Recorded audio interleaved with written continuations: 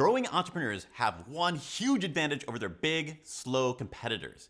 You can speak with emotion, story, and even humor in ways they can't.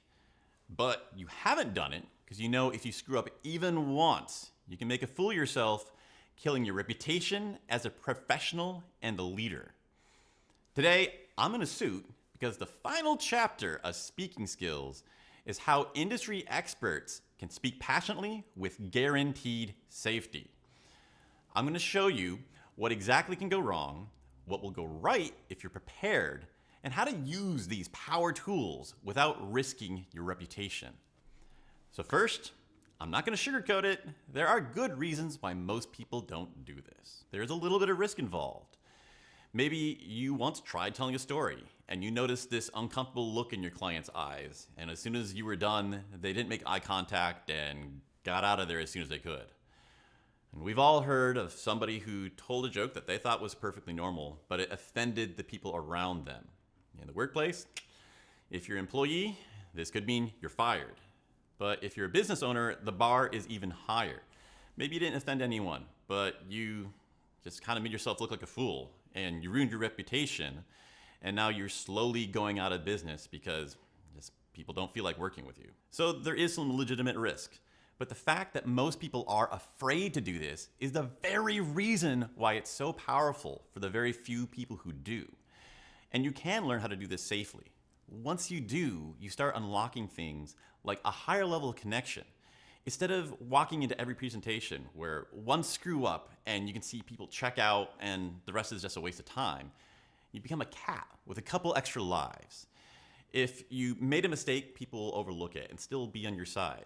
Situations that would be a no because you missed an important bullet point or didn't answer one single question will be turned to a yes because the people are looking for a reason to say yes and will stop you and ask that question. This will also unlock your ability to build team culture. Your team will pay attention, they will remember and care what your mission is. They get the spirit of it, and you'll have your entire group working in the same direction, the vision that you have. That's a lot of power. Then finally, you get the big thing that every expert is looking for right now: approachable authority. You sound like a respected expert, but still come across as someone that people connect with. You're the expert that people enjoy working with. And people buy from people. Your clients start to open up more, ask more follow-up questions, share more detail about what they're going through so you know how to solve their problems. And they'll even introduce you to other contacts. You go from just being the best tool to being their friend that they're rooting for to succeed. Altogether, by doing these things that larger companies can't, you start catching up with them faster. The million-dollar question is, how can you do this safely, protecting your reputation, so you nail it the first time in front of your clients? There's 5 parts that go into this. The first one, adapting emotions for the workplace. A lot of the advice we get, or what we think we need to do, is a lot more dramatic and overdone. It actually turns out there's pretty clear guidelines of, as your relationship with clients progress, this is the right amount, that's the right amount. We can make that really clear for you.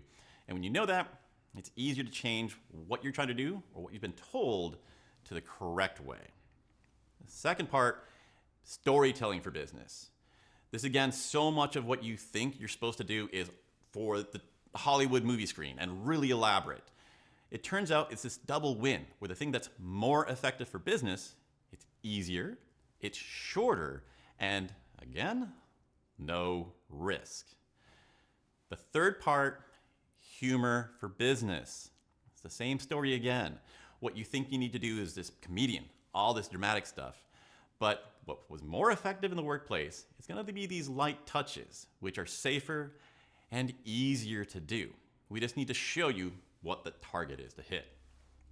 Number 4, we move on to teaching skills. There's a lot of unique things that make your speech a little short, concise, and easier for people to digest. When you're training or you're giving a lecture, you'll get a lot of benefit out of this part.